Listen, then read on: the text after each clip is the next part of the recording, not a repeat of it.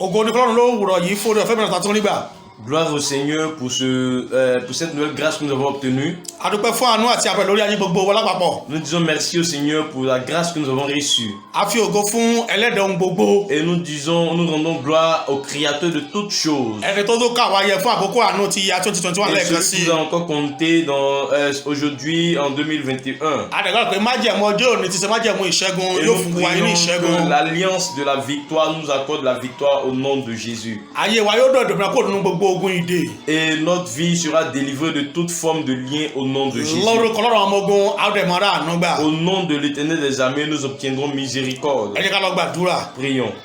Seigneur, nous te disons merci pour cette journée. Bàbá sọ pé ṣe fọjọ́ òní. Merci pour la grâce que tu nous accordes Fún ọ̀fẹ́ encore. mìíràn tàbí rí. Nous te bénissons, Seigneur. Aṣọ pé ó ṣe. Voici, nous allons dans ta A parole. lọ nínú ọ̀rọ̀ rẹ. Seigneur, que cette parole nous Ọlọ́run transfigure. jẹ́ kó ọ̀rọ̀ rẹ bá wa pàdé. Que cette parole touche notre cœur. Jẹ́ kó bá ọkàn wa pàdé. Et que nous marchions à la lumière de ta parole. Ká lè máa rìn nínú ìmọ́lẹ̀ ọ̀rọ̀ rẹ. Merci, Seigneur, pour cette journée Ògo ní bénie. fọ́nrán tó dúpẹ́ tí lẹ́nu ìbùkún. Au nom de Jésus, nous avons prié. Amen. Amen. Lẹ́ẹ̀kan sí adúpẹ́ fún ọ̀fẹ́ mìíràn. Encore une fois, nous disons merci pour cette nouvelle grâce. Ẹsẹ̀ àmúkàtà lọ́wọ́ ní ìwé Mátíù orí kẹta ẹsẹ̀ kẹjọ. Et le verset d'appui d'aujourd'hui se trouve dans le livre de Matthieu, chapitre 3, le verset 8. A wà ní àkókò àánú Nous sommes au temps de la tí í ṣe miséricorde. àkókò lẹ́ǹtì ìrìn àjò ogójì ọjọ́. Et qui est le temps de jeûne de 40 jours. Àdẹ̀gbàdúrà wípé Et nous prions àti que àwa àti ẹ̀yin nous et vous, lórúkọ Jésù au nom de Jésus, a ò ní jáde lófo. et nous ne sortirons pas en vain. Kókó tòwúrọ̀ yìí Et le thème de ce matin, ìrònúpìwàdà c'est la repentance. ẹni pàtàkì tòní. Et c'est le thème d'aujourd'hui. Bó ti pa àtọ́ padà bọ̀ sórí kókó yìí o. Et même si nous reviendrons sur ce thème, A ó padà sórí kókó yìí. nous reviendrons sur ce thème plus Ṣùgbọ́n tard. lówùúrọ̀ yìí Mais ce matin, tá a bá ń gbààwẹ̀ et si nous sommes en jeûne tá a ń gbàdúrà et que nous prions, tá ò bá ní ẹ̀mí mais si ìrònúpìwàdà. nous n'avons pas un cœur de repentance, Ẹ̀yin ọkàn sọ pé wọn àlákòókò àánú ni. et tu diras seulement que tu es au temps de miséricorde, Àkókò àánú yẹn ò lè ní ìtumọ̀ mais rárá. cela ne peut ne pas avoir de sens Wọ́n kó pour lè bá toi. ní ìtumọ̀ nínú ayé ènìyàn. Et pour que cela ait un sens dans ta A vie, gbọ́dọ̀ ní ẹ̀mí tu dois ìrònúpìwàdà avoir un cœur de repentance láti lè kúrò nínú ìrìn àjò afin de quitter dans le parcours ohun tí ò yẹ, de ce qui n'est pas ohun tí ò droit bá ìfẹ́ Ọlọ́run mu. et de ce qui est contre la volonté de Dieu. Àdẹ̀gbàdúrà wípé Et nous prions que ẹ̀mí ìrònúpìwàdà tòótọ́ l'esprit de repentance véritable, lórúkọ Jésù au nom de ẹ̀mọ́ yóò fi Jésus-Christ, fún àwa àti que le ẹ̀yin. Saint-Esprit nous l'accorde. Lórúkọ Jésù olùgbàlà Au nom du Seigneur Jésus, a ò ní jẹ̀bi ìwà nous sáyé n'aurons wa. pas tort d'être venus au monde. Torí láyè bá jẹ́ pé a bá so èso tó yẹ mọ́ ti àlàáfíà. Et parce que sans produire les fruits dignes de la paix, Tá a bá so èso tó yẹ fún ìfẹ́, et si nous ne produisons pas les produits de l'amour, a kàn lo àkókò àánú yìí lásán. et nous allons utiliser ce temps en vain. Bóyá gbààwẹ̀, Peut-être que nous avons jeûné bóyá gbààwẹ̀, ou pas. bóyá gbàdúrà, Peut-être que nous prions, bóyá àdèmàdúrà gbà. peut-être que nous ne prions Ṣùgbọ́n pas. ìrònúpìwàdà ṣe pàtàkì fún wa. Mais la repentance est très importante pour Ó nous. jẹ́ gbòòrò tó tẹnu Jòhánù jáde. Et c'est un mot qui provenait de Jean. Tàbí o sọ pé iṣẹ́ ìránṣẹ́ àwọn ajínrere Ou leléyìí. bien c'était l'œuvre confiée aux apôtres. Mo kà níwèé Mátíù orí kẹta ẹsẹ̀ ìkẹjọ. Je lis dans le livre de Matthieu chapitre 3 le verset 8. Ó ní nítorí náà ẹ so èso tí ó yẹ fún ìrònúpìwàdà.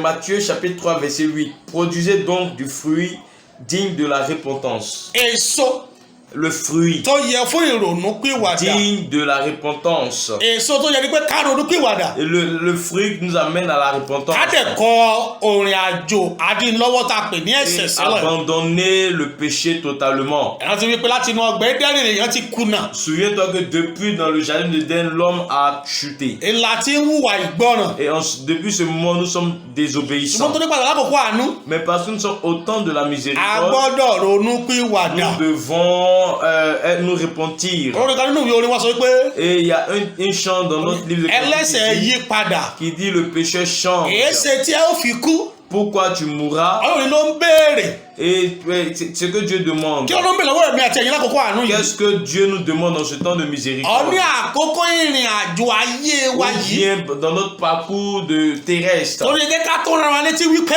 Et rappelons-nous que a wà ní ìrìn àjò. nous sommes dans un voyage A ó kú lọ́jọ́ kan. et auquel nous allons quitter un jour. Ṣùgbọ́n ò mọjọ́ tá a kú o. Et nous ne savons pas quand est-ce que ce A ò mọ pèlerinage aago tá finira. a kú o. Nous ne connaissons pas l'heure. A ò mọ ìṣẹ́jú yẹn. Nous ne connaissons pas la minute. a ò mọ ibi tí a wà Et nous ne savons pas où nous tí serions aago náà ó fi lò. jusqu'à ce que le temps sorte. Nítorí ìdí èyí À àyànfẹ́ cause de cela, bien mò ń aimé, pè wá sí ìkórìtà ìrònúpìwàdà. je nous appelle à un carrefour de repentance. bóyá o ti ní Jésù nínú ayé rẹ, Peut-être que tu as Jésus dans ta vie. bóyá o dẹ̀ tí ìgbà nínú wa tó dùgbàlà rẹ, Peut-être que tu ne l'as pas encore accepté. kò sí irú ìgbé ayé tó lè máa gbé tí o ṣetán láti gbà ọ́. Et quel que soit ce que tu vis, le Seigneur est prêt à t'accepter. ó ti nawọ́ pé ọmọ Il a déjà étendu sa main, il a dit fi Fils, ọkàn rẹ fún mi. donne-moi ton cœur. ìrònúpìwàdà ṣe pàtàkì o La repentance est très importante láti kọ̀ ọ́ sílẹ̀. afin d'abandonner. lágbára Ọlọ́run rẹ̀ nínú àkókò lẹ́ǹtì yìí Et par la grâce de Dieu, dans ce moment de jeûne, a máa ṣàlàyé nípa nǹkan tá a pè ní ọkàn ènìyàn. nous allons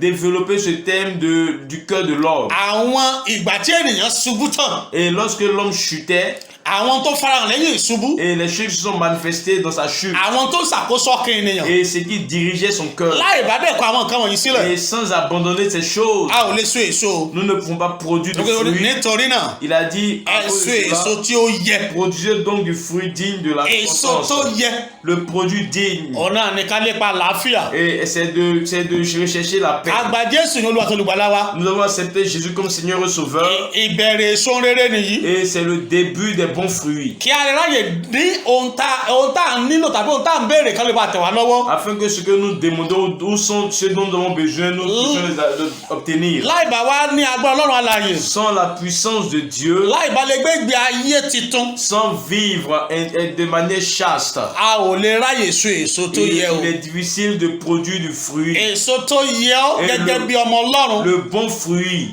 náà ni pé ronúpìwàdà. c'est de se repentir. ronúpìwàdà. Répands-toi. kò sóhun tẹ́nìyàn ṣe Quel que soit ce que tu fais, tó gbé, et il y a une rétribution. èèyàn fi pamọ́ ni. Et il y a une rétribution. ká tó kúrò nínú ayé yìí, Avant que nous ne quittions dans ce monde, èyí ó ti ní èrè ohun tó ṣe. et d'autres déjà sont rétribués. Bíbélì yẹ kó yé wa wípé Et la Bible nous dit que láti ayé yìí, depuis dans ce monde, láti ní ayọ̀ lọ́run rere. et nous aurons la joie dans les cieux. àyànfẹ́ tó ń gbọ́ mi ní gbogbo Et àgbáyé, bien-aimés qui m'entendent, bien ẹ̀já lọ gbàdúrà. prions. Olúwa fún mi lẹ́bí ronúpìwàdà Seigneur, donne-moi un cœur de repentance láti lè so èso tó yẹ. afin de produire le bon fruit. irú èso ni mò ń so, Et quel est le fruit que je produis? irú èso lẹ́yìn náà ń so.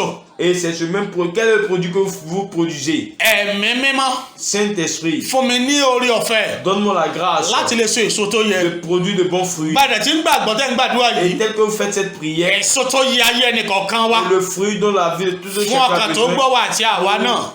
pour tous ceux qui m'écoutent, lórúkọ Jésù Olùgbàlà, au nom de Jésus, ẹ̀mọ́ yóò fi fún wa o. que le Saint-Esprit nous accorde èso tó yẹ et le bon fruit olólè jẹ́ ká délé o. et peut nous amener dans les cieux. láti lè dé ayérayé Et dès que nous sommes dans le monde, lórúkọ Jésù, au nom de Jésus, a ò ní pàdánù ilé. et nous n'allons pas nous perdre. àlàáfíà fún yín. Que la paix soit avec vous. bàbá nípasẹ̀ ọ̀rọ̀ yín, Paix par ta parole. gbogbo ọkàn tí yóò gbọ́ ọ̀rọ̀ yìí, Toutes ces personnes qui écoutent orí cette ọ̀fẹ́ parole, àtagbára la puissance et láti la lè so èso grâce tó yẹ afin de produire fún de bons ọkàn tí ń fruits gbọ́ ọ̀rọ̀ yìí, pour celui qui m'entend. ẹ̀mọ́ kó yọ̀ǹda rẹ̀ fún yín. Cet esprit accorde-nous ní àkókò àánú yìí, à ce temps de ẹ ò ní miséricorde. pàdánù rere. Et nous n'allons pas perdre de bonnes choses. àwọn àkókò rere yìí Et dans ces temps de lápè ní miséricorde, àkókò àánú yìí, ce sont des temps de ẹ̀tọ́ miséricorde. ẹnìkọ̀ọ̀kan àti ẹ̀yin àti àwa, Le droit de chacun, vous et nígbà moi. tí pinnu láti so èso rere, Et parce que nous décidons de produire de bons fruits, kí ọ̀run kó yọ̀ǹda rẹ̀ fún wa. que Dieu nous les accorde. lórúkọ Jésù Kristi Olúwa wa. Au nom de Jésus, nous avons Amen. prié. Amen. àlàáfíà fún yín o. Que la paix soit avec vous. ní Jésù,